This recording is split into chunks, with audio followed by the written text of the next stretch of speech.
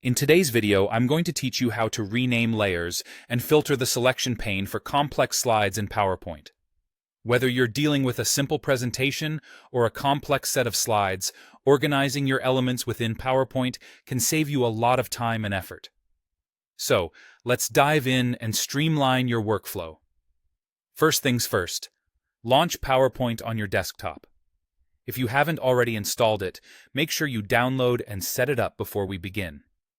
Once PowerPoint is up and running, you can either create a new presentation or open an existing one that you want to work with. For those who already have something in mind, it might be helpful to follow along with your own slides. Next, navigate to the Home tab on the ribbon. This is your starting point for most basic editing tasks in PowerPoint.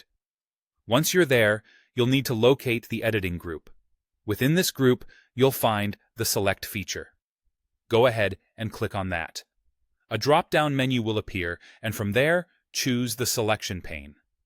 This pane is going to be crucial for organizing your elements.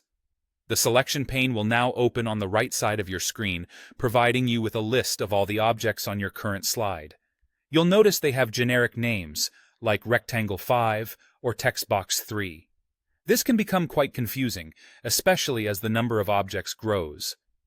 Finding the specific element you want to work with can be tricky, so renaming them is a simple yet effective solution. To rename an object, first find it in the list. Double-click on its current default name. This makes the name editable, allowing you to type a more descriptive and memorable name. For example, instead of leaving it as Rectangle 5, you might want to call it Main Title, Background Image, or perhaps Infographic Group, whatever best describes the content or function of that object. Once you've finished entering the new name, press Enter to save it. This little action can make a huge difference when you're trying to quickly identify which object is which, especially in more intricate designs. Additionally, while you're in the selection pane, you'll notice an eye icon next to each item. This icon allows you to filter your view by hiding and showing objects. Clicking the eye will hide the object from view, while clicking it again will make it visible. This feature is incredibly useful for focusing on specific elements without the clutter of other layers. By learning how to effectively rename and filter your selection in PowerPoint, you're setting yourself up for more organized and efficient editing sessions. Your future self will thank you when complex slides become much more manageable. And there you have it.